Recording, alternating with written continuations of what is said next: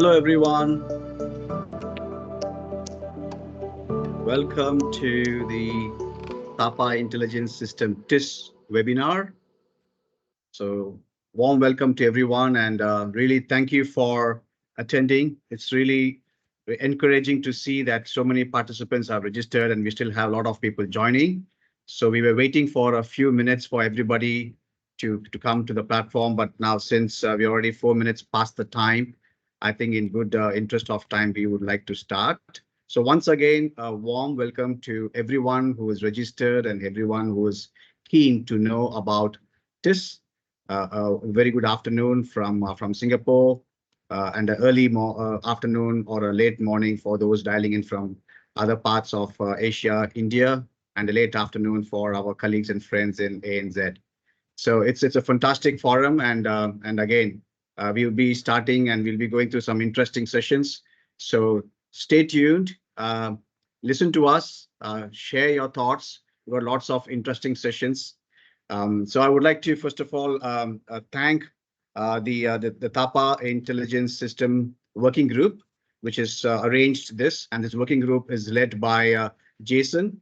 You could see Jason on the screen now. Jason represents Toll Global as a global head for in terms of secure operations and flow. And we also have Brett Marshall from Zulik Pharma. Both Jason and Brett have been very, very instrumental for this working group, taking the lead and supporting us, the entire community as such of our TAPA members, to understand more about the relevance and importance of intelligence, right?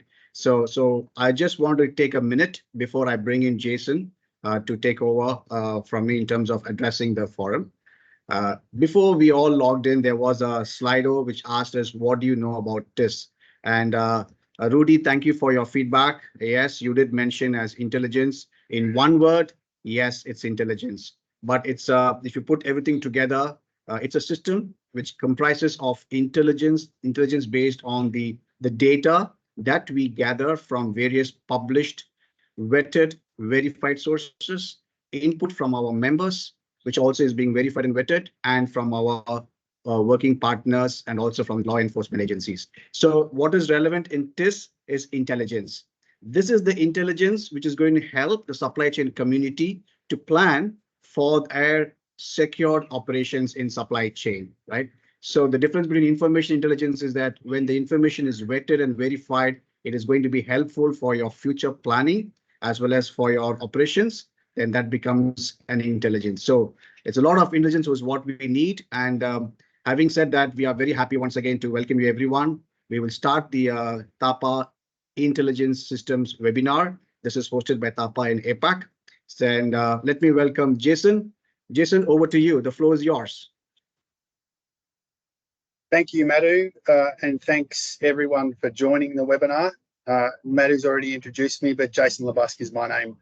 I'm the Global Head of Protective Security with Toll Group. We're a global logistics business with 4 divisions: forwarding, logistics, government, defence and enterprise services. And as Madhu said, I've been leading the working group for TAPA APAC in the TIS implementation.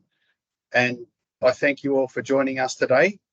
And also I think we've got all of the working group on the call as well. I thank them for all of their hard work, and particularly Jason and Samantha for your continued support and hard work in relation to getting TIS up and running.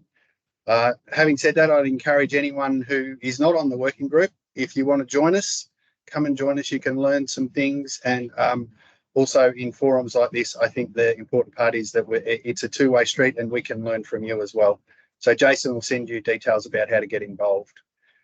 So let's just talk a little bit about TIS then. So some stats that I was given today by Jason. There's 815 FSR sites that are registered as active on the system at the moment, 128 TSR sites, and we have 2,539 total incidents that have already been added to the APAC region, which date back to 2000. So we're capturing incidents that have happened previously and we're adding them into the system again, which gives us that intelligence about what's been happening in our region over that period of time.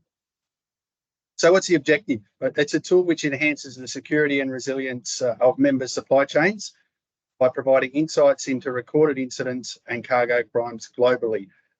You will also get access to what's happening in the EMEA region as well as information on facilities and trucking operators which meet the TAPA standard certifications.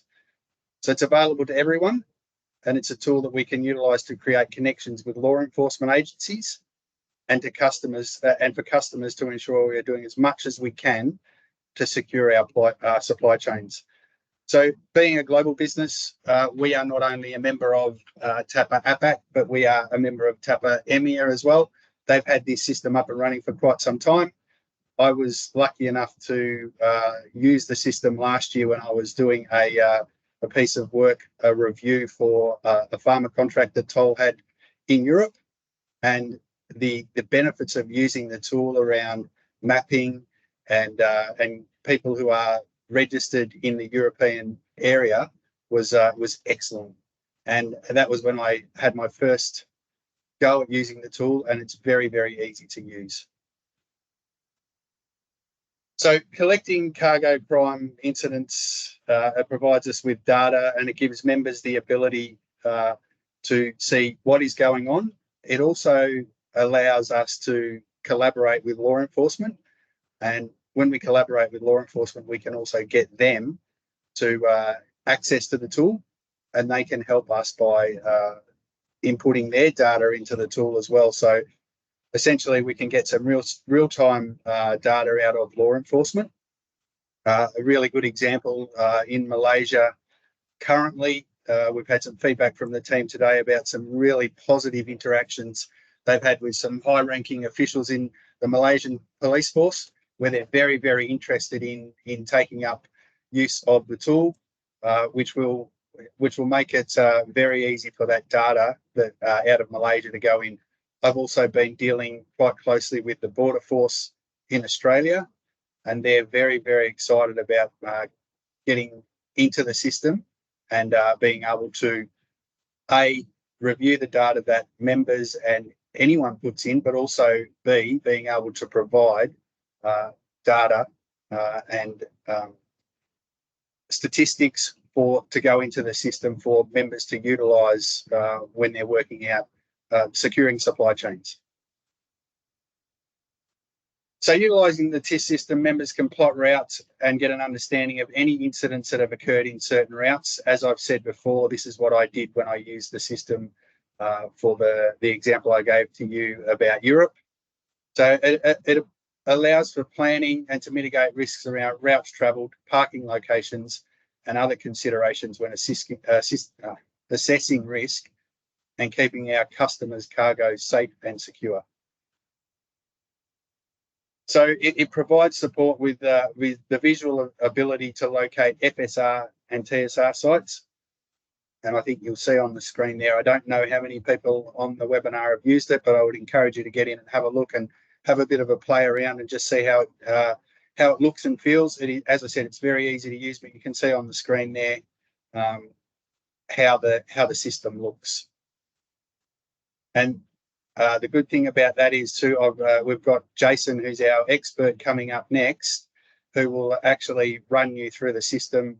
I've seen the video he's got for us, very informative. So take note of that. That'll give you a good idea about how it works. So anyone can report into the tool, and it's a great tool to, as I've said, to leverage relationships with law enforcement agencies. And as a former police officer with 28 years service in Australia, I understand the importance of building these relationships from both sides of the fence. So having a good relationship with our law enforcement partners allows us to really have a good idea about, what's going on, and we can work with them to put strategies in place to help us to really secure our supply chains. So TIS really allows us to do that, and the tool is an amazing vehicle to use for doing this. And my vision is that in all areas, and we've discussed this in the working group, is that we build those relationships with law enforcement and that we can use that data to secure supply chains. As far as the data goes that is in the tool at the moment, as I said at the start, we've got in excess of 2,500 reports in there at the moment. But what I will encourage people to do is to jump on there and put in incidents. The more reporting, the better. I think what we see at times is a little bit of under-reporting. So there's plenty of ways that we can report. You can add it in yourself. We can assist you. You can send the data through to Jason, and he will add that data in for you. At the moment, I am working through we get about 200 reports a year, and I'm just working through analysing all that data so that we can capture that back to about 2018 to put into the tool. But as far as the tool goes, I encourage people to have a look at it and look at the benefits of it. And as I've just outlined to you, it's a great tool for doing many, many things. So that's it from me. I will now hand over to Jason so he can run through the demonstration for us. And we'll have question time at the end.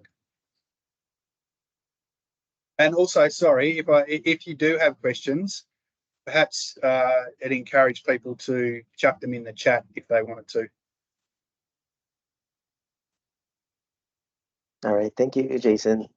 So, hi everyone, my name is Jason, or you can call me Chris, so that we can get those names out of the way. So, I'm TAPA APAC's TIS expert, so I'm the person in charge of handling everything related to TIS, and any inquiries or questions that you may have, you can reach out to me and I can respond to you and explain it better.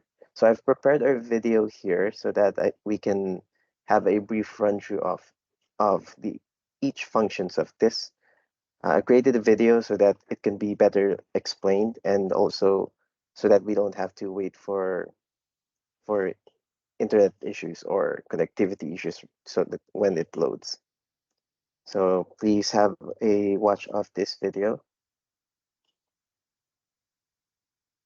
Hello and good day everyone. My name is Chris and I'm TAPA APAC's Intelligence System expert. I'd like to showcase the features of this and how to use this to enhance security and resilience of member supply chains. I'll show you the login page first. The main difference of this for members and non-members is that the features for filtering and extracting data is limited for non-members. The public version of this allows the user to view general information towards an incident or an FSR TSR site, but you have to go through each one because filtering based on country or region will also be unavailable. I'll show an example here. When we click on the Data Explorer tab, you'll be able to see only the date of incident, which is filterable, but for the remaining categories, we don't have this option. The same goes for FSR locations and TSR locations. Also for the incidents, when we click on it, it will ask you to log it. So that's the limitations of the public version of this. Let's go ahead and log into our account. All right, so it will provide you with the main page similar to one we had on the public version, but this one has all of the features that you'll be using and is exclusive only to members. The TIS database is where we store all the cargo crime incidents since 2003, as well as the certifications of TAPA certified sites, which all will be accessible to our members. We'll go over each function of the platform by each tab. On the main page, you'll be able to see the main home page. Each navigation panel on the left side is reflected on the dashboard on the main page, these five. And then I'll give a brief description of each tab.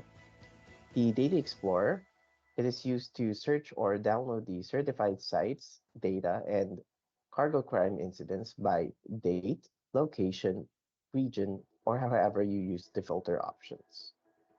The map and routing is this AI-enhanced alternative route suggestion feature to steer you away from cargo crime hotspots and show past incidents on certain routes.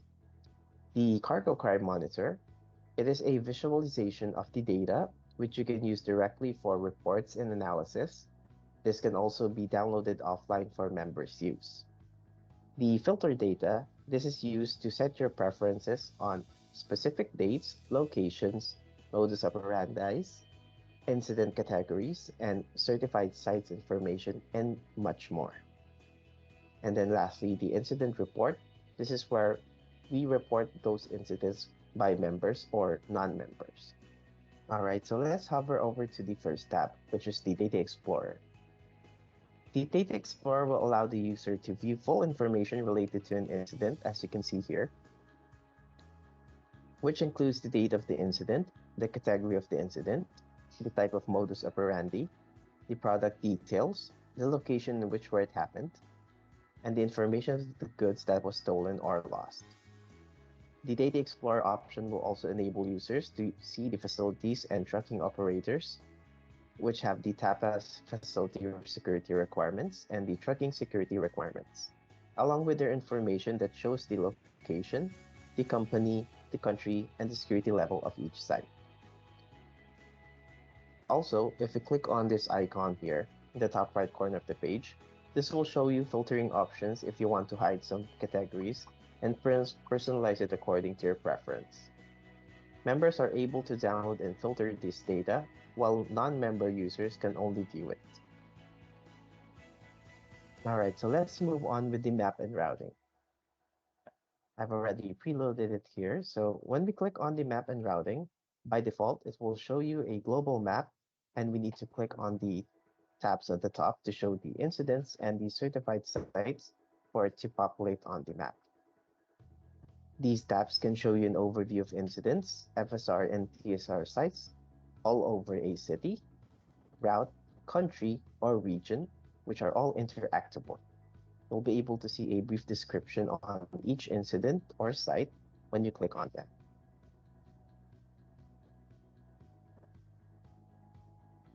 And also, if you like to get some more details on them, you can click on the More Details. This is also available for the Data Explorer on the other tabs. This has built an AI resilient route planning tool, which helps with suggesting alternative safer routes to keep employees, assets, and cargo safe by gaining a deep understanding of the local areas and regions where cargo crime groups are most active. I'll show you how to use this to plan your cargo route resiliently. Let's send an example here. You want to transport from Gurugram to Aurangabad, and then you can click on search, and then that's all there is to it. Much like mapping guides that we're accustomed to, the system will suggest a route with detailed directions that avoids cargo crime hotspots and show a route with low cargo crime activity that we can use. This is the detailed one, as I mentioned before. And then this is the map overview.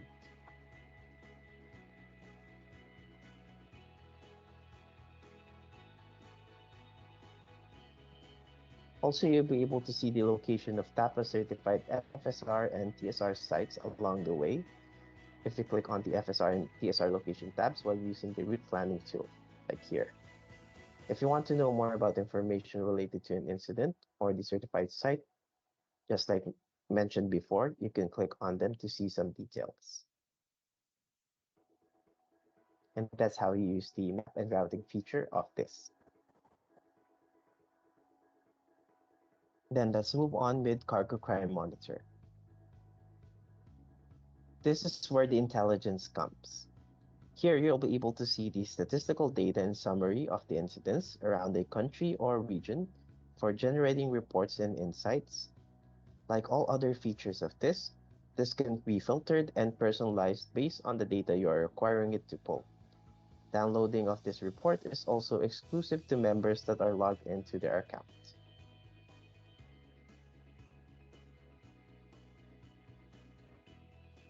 Then we can go ahead with the Filter Data tab. The filter data is used to set your filter preferences across map and routing and the Data Explorer. although each tab also has these filter options. And then lastly, the Report an Incident tab. If you have a cargo crime incident to report, please click on the Report an Incident tab, and it will bring you to a page with simple details to be asked to input. Please fill up as much information you have regarding an incident if you are able to. Once this report is done, it will be sent to the TIS team to verify and upload it to the TIS database for live viewing. Both members and non-members have the full function of this report feature. And also, I'd like to mention that reporting an incident does not divulge any information from the reporter and the victim of the incident. This prioritizes anonymity and well-being of companies. This is why we only record the details associated with the crime incident, like the place it happened, the location for map and routing purposes, and the general information of the goods that was lost. For the rollout of the TIS accounts, each TAPA APAC membership is entitled to one TIS account, while enterprise membership will be entitled to 3 accounts. Please send an email to tis@tapaapac.org to have your company account set up and login sent to your PMR. Thank you for watching this quick overview of TIS, and we urge every member to report any cargo crime incident and utilize TIS to enhance supply chain security and resilience. And together, we can create a safer, more resilient environment for everyone. All right, so thank you for watching the video. And as for the database updates that we have on TIS, right now for 2023, we have a total of 156,892 incidents that are spanning across all of the regions combined. Then for our Asia Pacific region, we have a total of 343 incidents from 2023 with a total loss of 200 million, while for the global loss of cargo incidents, it's around 794 million. So our total TAPA APAC database that we have for incidents, we have a total of 2,539, which Jason also mentioned. And we are going with developments as well on this. So you can expect to have your GSR certifications set up on this as well. It will be provided as a new tab and in category for the certified sites. And then we're also looking into adding the US dollar currency option because right now we're able to see only euros. And then we're also implementing an APAC region filter for the Data Explorer and the Cargo Crime Monitor so that it can help our members to further filter data based on regions that they prefer. And then for our TIS reports, you can look out for this one. So every month we are releasing TIS monthly statistic reports, and then we'll be providing also quarterly statistic reports. And then the last one, which is an annual report that we will be starting, and also we'll be disseminating the TIS annual report of 2023 by this week. So thank you for watching and participating on the video for TIS. So I'll pass the mic over to Brett, and we'll have a industry dive related to implementation and collaboration.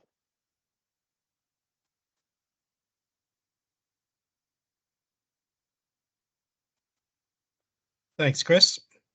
So fantastic to be able to join this call today and to talk about the value of TIS as we see it. My name's Brett Marshall. I'm the Vice President of Quality and Health, Safety, Security and the Environment for Zulig Pharma. Zulig Pharma is a health solutions provider, one of the largest health solutions providers in Asia.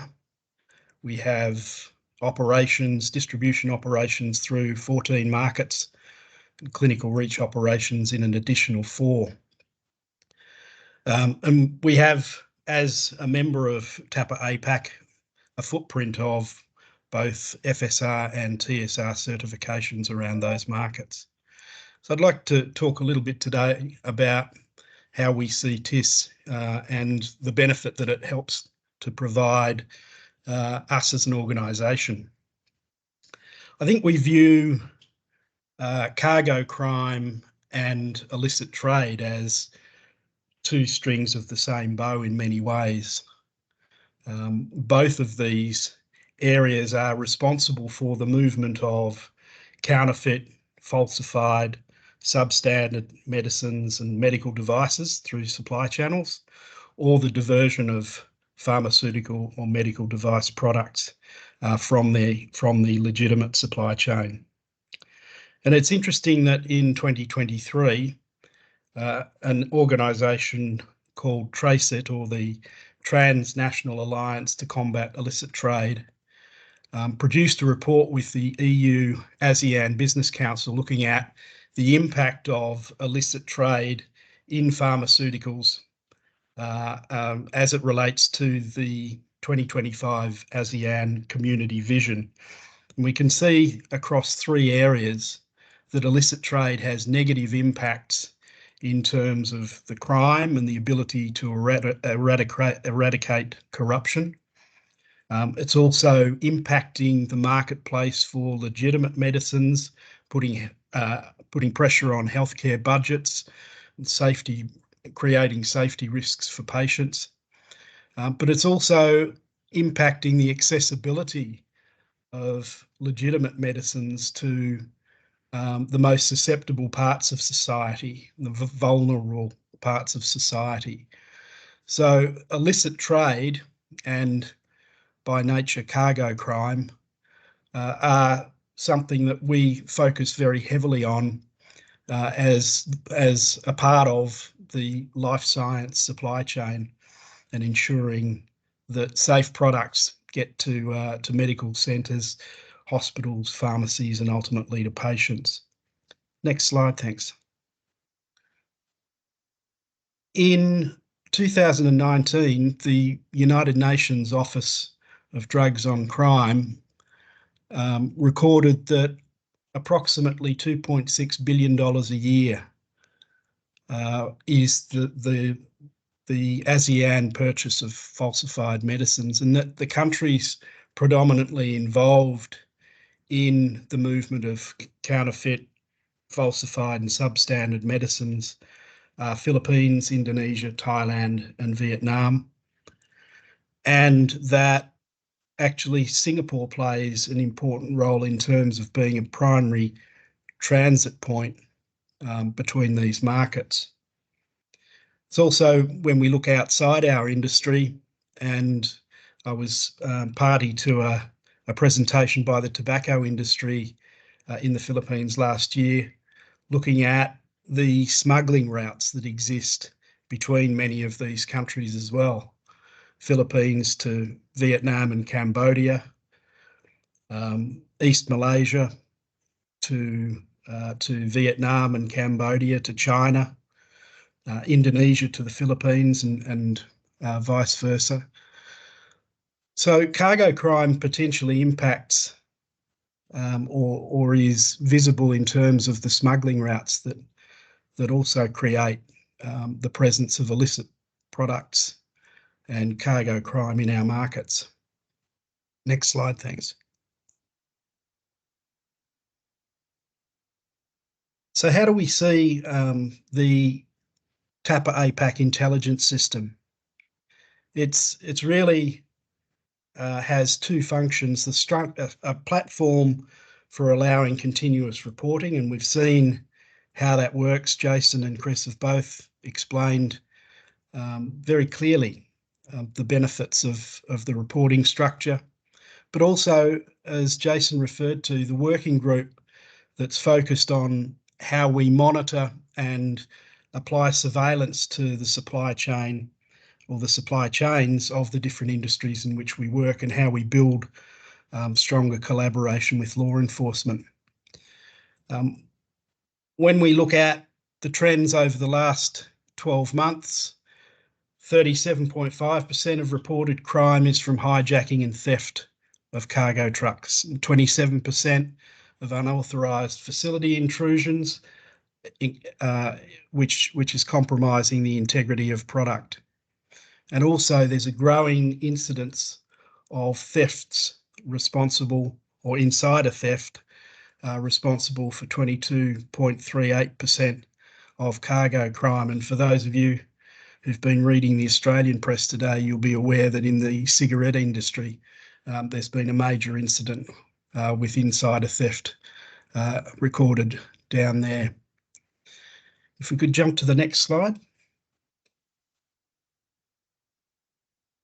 So when we look at TIS and how we use it in our business, it really is giving us the ability to leverage the threat intelligence that TIS provides, and to be able to assess evolving risks through the networks that we operate, and allow us to plan more proactively for how we apply security measures to facilities and transportation activities in order to mitigate the threats to our supply chain. And we've talked a little bit about the potential to collaborate with law enforcement agencies, but we see it also as being an opportunity to engage in a broader forum with the industry advocates, the Chambers of Commerce, the EU ASEAN Business Council, the US ASEAN Business Council as examples.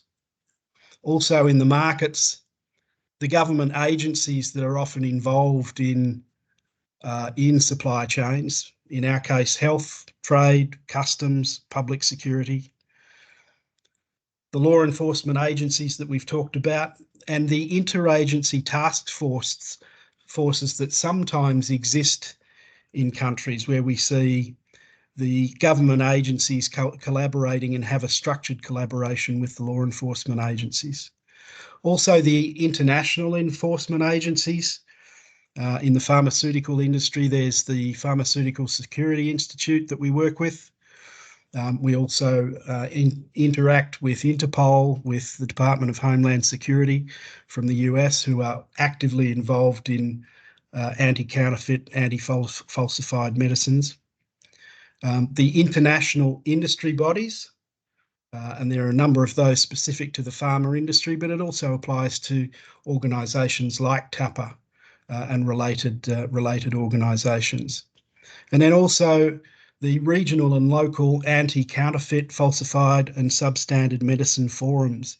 There are often training exercises, education opportunities, information sharing opportunities, which operate with the government authorities and the industry bodies in the local markets as well as regionally. So there's a broad forum of organisations and agencies that we can leverage with the information that we have and that we gather through TIS. And the success of this as a database and the success of our activities against cargo crime and illicit trade really will be strengthened by the broader collaboration experience that we can build. And that's something that we're committed to as a part of the TAPA work group for TIS and our role as ambassadors in furthering the use and the availability of TIS as a data platform. Thank you.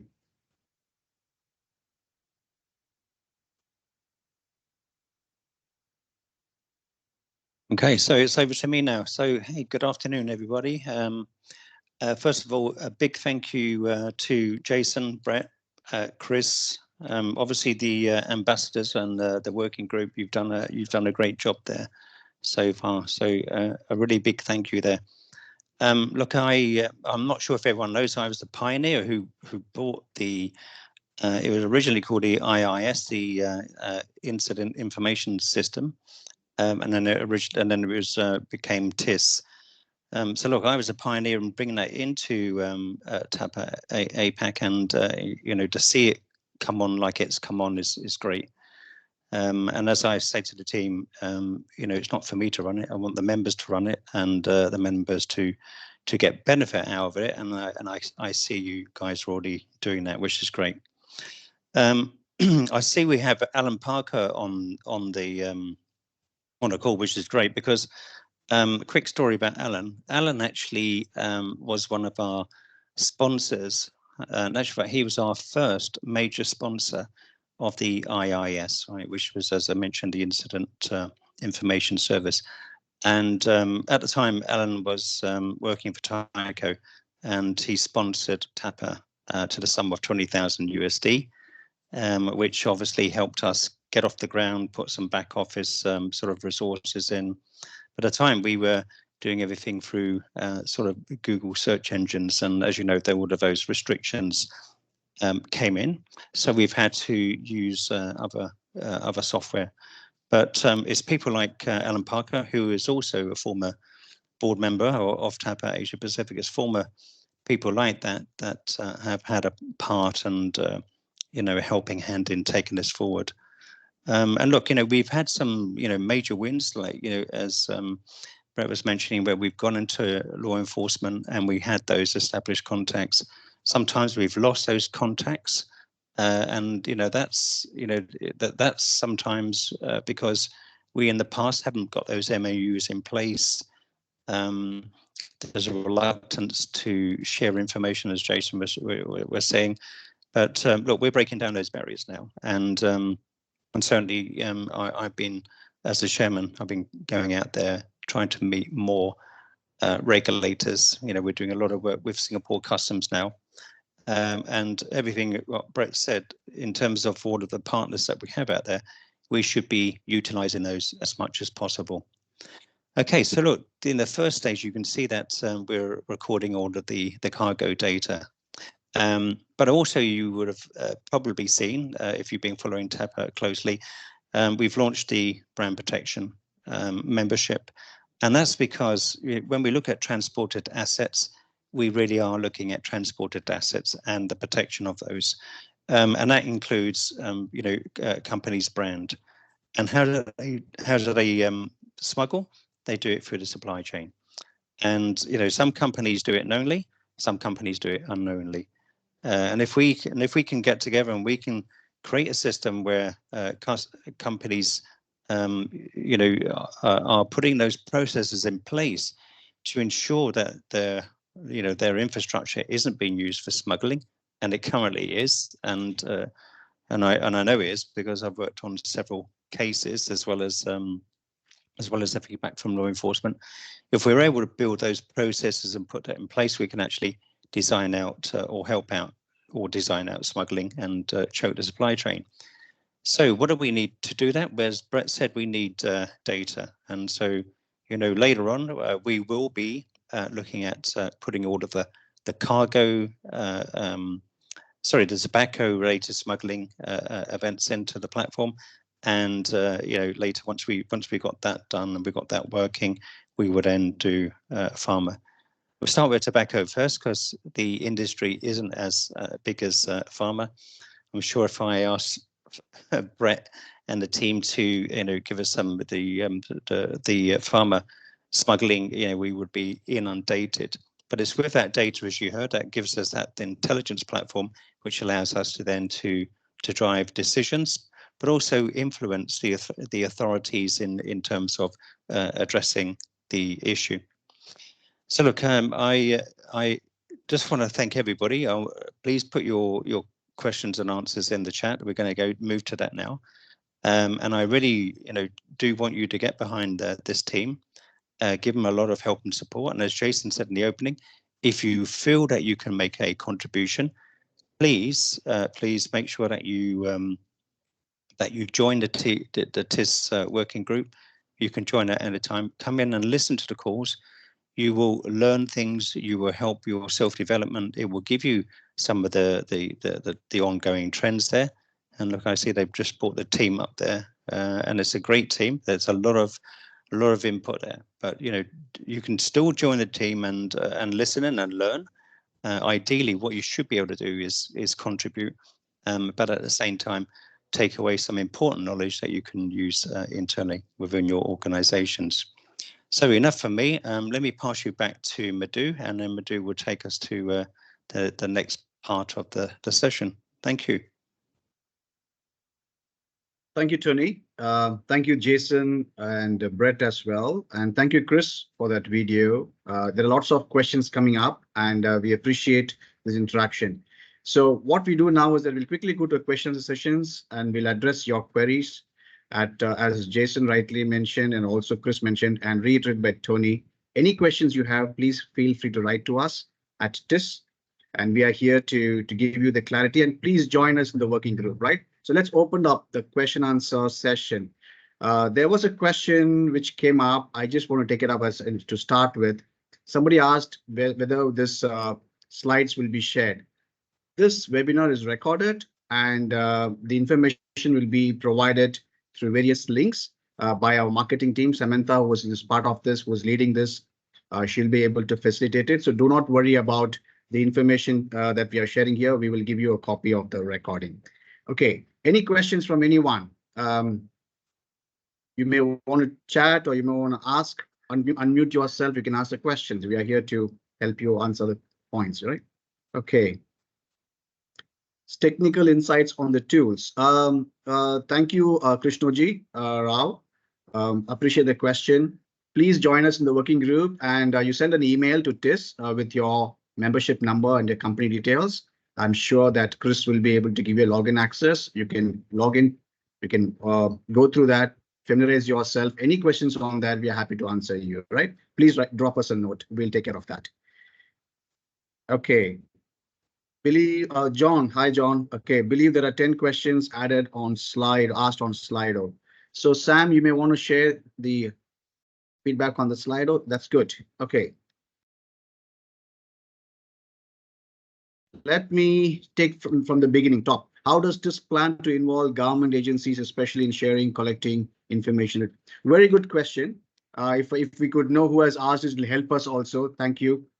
Please feel free to share your name because it's an interactive session. What TAPA does is that, as Tony rightly mentioned, we have representatives, our member representatives who volunteer to be part of this program. For example, we have a lot of members who are in India, in Malaysia, in Singapore, in Philippines, etc., etc., etc. Now, through these members, we reach out to the right person in the law enforcement agencies. We have some connections, we have some contacts, but at the same time, we, as Tony rightly mentioned, we encourage our members to be part of this because it's a member-driven community, welfare for everyone.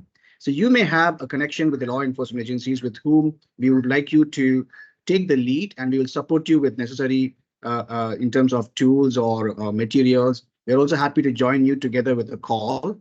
One simple example is that we also work with chambers and other industry bodies in different countries, through whom also we have connections to the access to the government agencies, and we get the data. In Malaysia, we have signed an MOU with MICCI, and through MICCI, we are also getting good support in terms of data, which is published by the government. And many of our TAPA members are also members of various other chambers. That's how we collaborate. So for your question, yes, through collaboration, we approach the governments and we get information, data sharing. And this data obviously is as long as the government is able to publish data and share it with us for the benefit or the welfare of the community, we also will vet it and we will upload it in the TIS, which will be shared. So Madhu, let's also talk about some of the history, right? So as far back as 2002, when I first got involved in the IIS working group in TAPA EMEA, just to let everybody know, the first chunk of data that we actually got was from the Metropolitan Police, and I had an organisation called Truckpol, which focused on cargo crime, and obviously through my previous connections of working there, and this is where we're going to try and leverage off of Jason's in Australia, etc. We were able to get an MOU in place where we shared that information. And so, look, to answer the question, look, we started off with the UK. We then launched Operation Grafton with the Metropolitan Police to tackle the incidents at Heathrow Airport. We took that best practice around the world. So if you look at TAPA EMEA, they share the data now with Germany, with Italy, with France, and vice versa. In actual fact, TAPA EMEA produces the report on cargo crime for the German police and also the French. So that's the sort of private partnership sort of relationship that we got in place, and obviously what we've been doing is repeating that within Asia Pacific. Yeah, and as Madhu said, there's a MOU that's been developed. We've used that for Malaysia, but just touching a little bit further, the important part about this is communication. Get out there and speak to your law enforcement agencies. Be proactive, approach them. As a working group, we're happy to help you to facilitate that. We're happy to talk to you about how you make those initial approaches, what sort of language you need to use. We're here to help. So just reach out to us. All right. Thank you. Thanks, Tony and Jason. Tony, there's one question which I may want to take it up together with your support. The question is the data shared on TIS platforms safe? Can insiders and competitors not use information for their own benefit? Okay, so it's a good question. It's a valid question, and it was one of the questions that was brought up in 2002, 2003 when we first started doing it. So look, if you have if you do have a scrupulous member, yeah, they could try to reverse engineer some of the data and do that. And of course, look, we're in a community where we do share information. Sometimes we know who the brand owner is or the legit provider is. But generally, what happens is everyone has that professionalism about them. That if they do become aware, they wouldn't disclose that. Now, from the database point of view, there is no reference back to that brand or to that company, so the data is secure. Now, look, the platform, IIS started, as I said, around 2002, 2003, and then we went digital, and then of course now we've gone to the TIS tool where we've mapped things.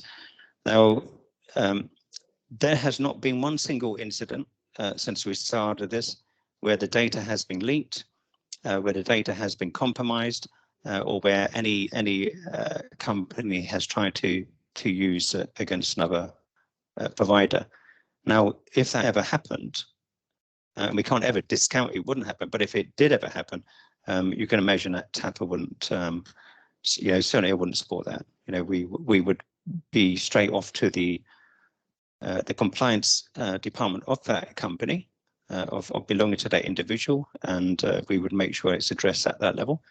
And then the other things that we would do, we would obviously report that to the authorities with a view of prosecuting anyone that abused any of our data as per the requirements under data protection.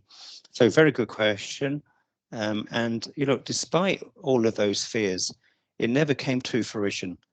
When I was controlling the database in around that period, around 2005, where we had quite a considerable amount of data, I think I checked to see how many people were logging on to the database, to the full download. Most people haven't got the time to take down a large file and then start sorting it. We only had 6 downloads. One of those was me. The others were the people managing it, and one of a provider who had their own analysts. So the fear of that data being taken, being shared, being used against it isn't really there. But it's a very good question. So thanks for answering that. Thanks, Tony. You also addressed in your answers another question regarding data security. So I think the answer is very clear.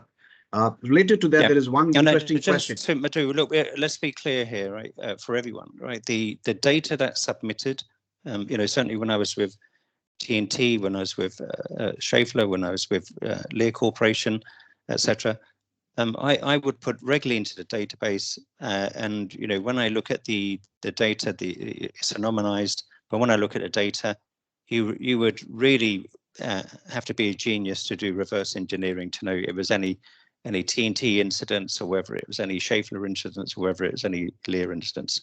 So as I said, the chances of it happen is very, very low. Thanks, Tony. It's very clear. So one interesting question related to that is that will TIS be able to identify counterfeit cases? So we spoke about illicits in the pharma. We also know counterfeits. Yeah. Yeah. Look, if I can take that, because that's part of the plan. Part of the plan is to put tobacco on first of all, and then we'll put we'll work with the pharmaceutical companies, and that's why we're happy that Brett's on board. And just to let you know, PSI, Ramesh, those who know, is also highly supportive of this, and Ramesh has done a tremendous amount of work to support this whole initiative. And the answer is, yeah, we will eventually be able to look at the smuggling where we map it and track it. We should be able to find trends, and that's the most important thing. Is being able to find the trends and then sit down with customs and say, hey, we have a trend here. Can you take a look at it? And then that's where we will share the data with law enforcement to prove or disprove an offence. Thanks, Tony. Another interesting question which has come up on the chat is that now that you mentioned about the various cases, now how can a company integrate this TIS into their security protocols so that the supply chain security resilience is enhanced? Is there any mechanism, or how do we help the companies to integrate or to at least get the TIS data for their security system? They can take an API. And of course, obviously there's a cost of that. They can take an API and take that data across into their system. Obviously, the data always remains the property of TAPA, and we don't allow the resale of that information. The reason why we don't allow the resale of information, that law enforcement authorities will not hand over data if they think we're going to resell it and monetize it. We don't monetize the data at all, as you know. We publish it to create awareness. We publish it to attract.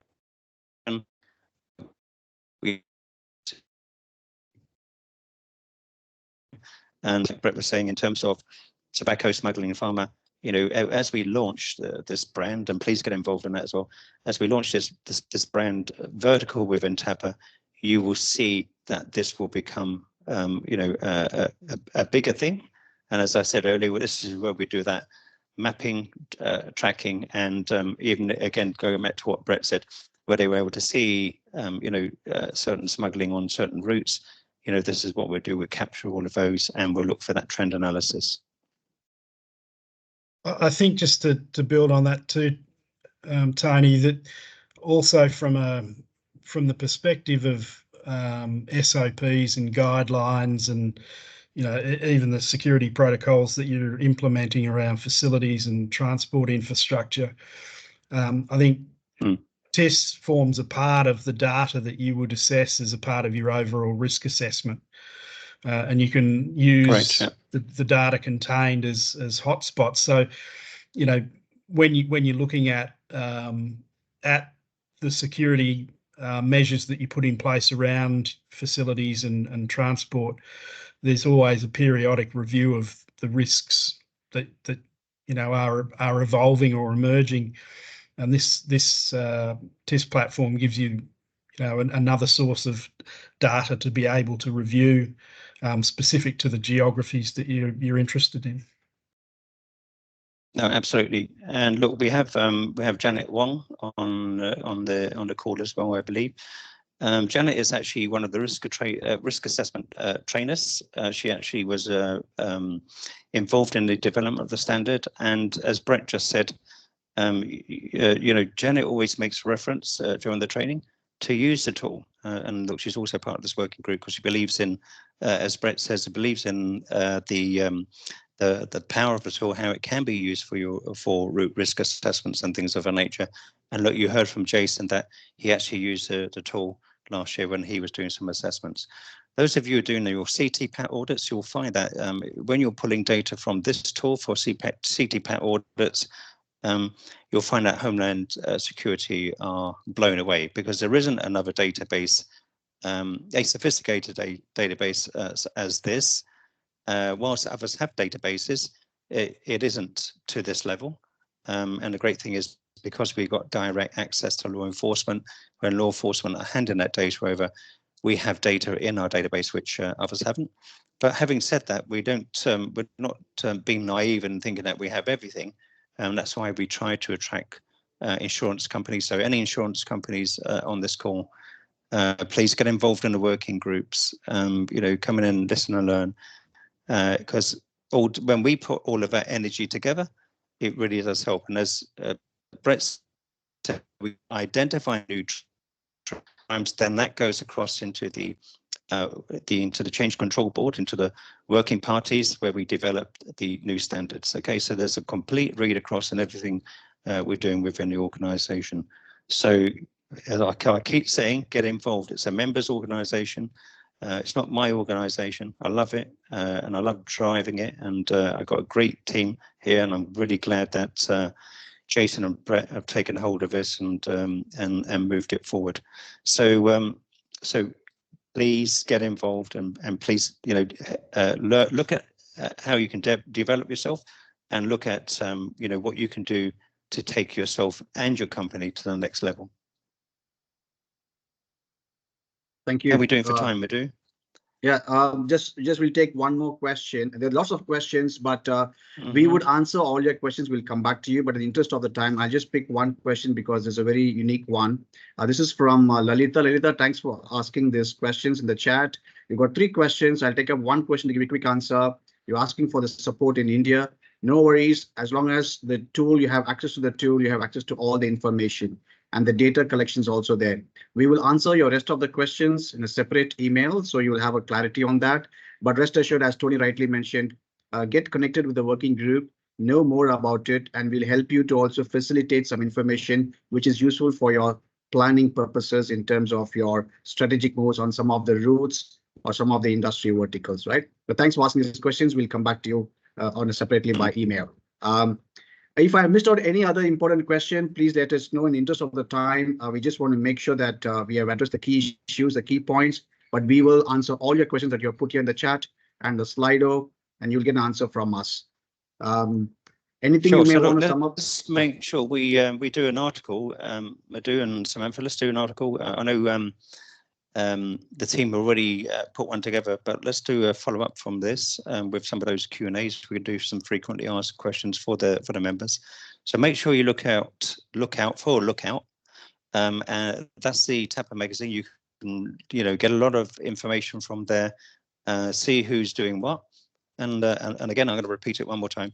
Get involved. All right, those of you who know me, I've made all of my staff get involved. I know Brett has his staff involved as well, and Jason, his team are heavily involved. So that's what we want. We want to see people coming forward, being leaders, industry leaders, role models, developing and growing the future talent. So thanks very much, guys.